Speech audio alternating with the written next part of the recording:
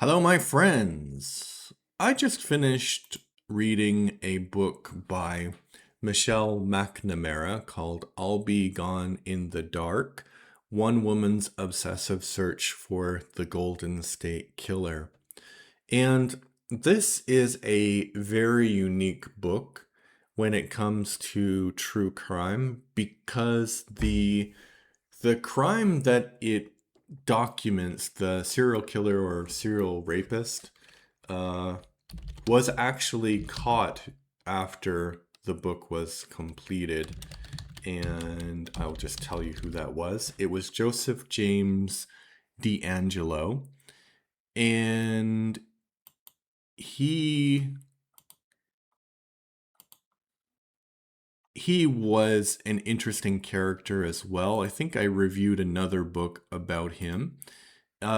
Basically, he was a cop and he used the cop role that he had to get access to women, and he knew their sort of MO, like the cop's MO, so he was able to take care of himself and not leave any evidence. And I think that he was caught based on DNA matching of one of his relatives. I think he is a high profile case where that happened.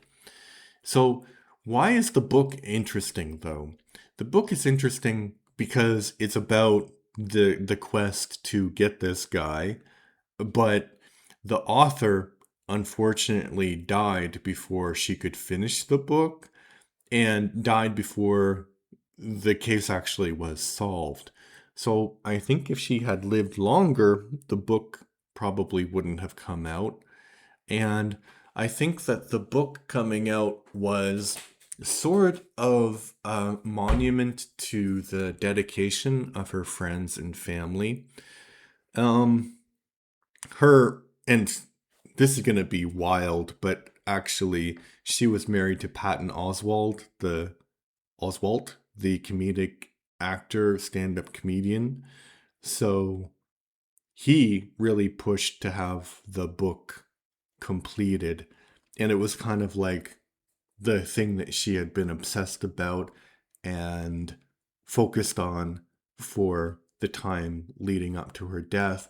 And she wasn't murdered or anything. She died of an undisclosed or maybe not undisclosed, but unknown heart condition. And she had been using some medicine, and there was fentanyl in her blood. And I think fentanyl is actually prescribed. Hold on. I'm going to check. I'm going to fact check myself because I don't want to start saying something that's not true. Fentanyl.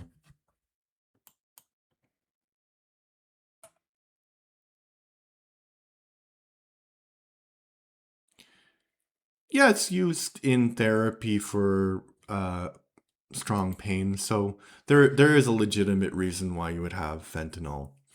Um, but she died because of the interactions between her heart and the medicine that she was given suddenly, and of course that must have been such a tragic moment for Mr. Oswald and their daughter because they had a daughter together.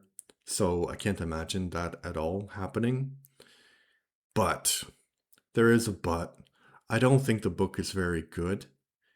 And I think it's not good for two reasons. The first reason is it's clearly unfinished. And I think with a true crime book, maybe a novel, it makes more sense to finish it if you only have like one chapter left. But with a true crime book, there's no kind of focus. There's lots of parts where the editor kind of interrupts the narration to say, editor's note, this is based on this thing. So they're really trying to give it like a focus and a direction, but it lacks that. And the other thing is that a lot of the writing in the book is based on articles she published.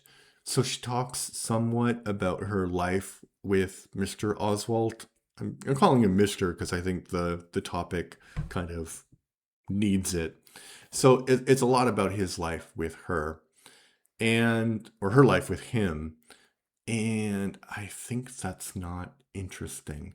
It kind of, I don't think, I think she didn't publish this book, right? She was working on it. It was clearly a first draft, but it comes off so narcissistic. Like, yes, my husband, the Hollywood actor, and I think it kind of does a disservice to the victims of this serial rapist and killer, where you make the focus about yourself, you know?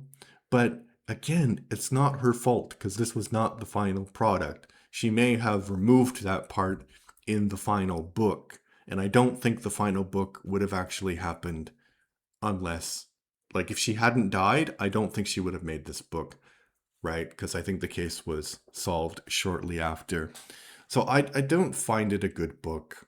It's an interesting book if you are curious about how people try to put together something that's maybe like 60% finished. It's interesting in that way, but I don't think it's interesting from a true crime perspective, and I don't think it's an actually interesting book. But what do you think? Maybe I'm wrong. That's possible. When you review things, it's completely subjective. So give me your thoughts in the comment section. I'm trying to become the most prolific reviewer of all time. If you want to help me with that, you could subscribe to the channel. I'm trying to get to 40 subscribers by the end of July. I think we can do it. All right, thanks. Bye-bye.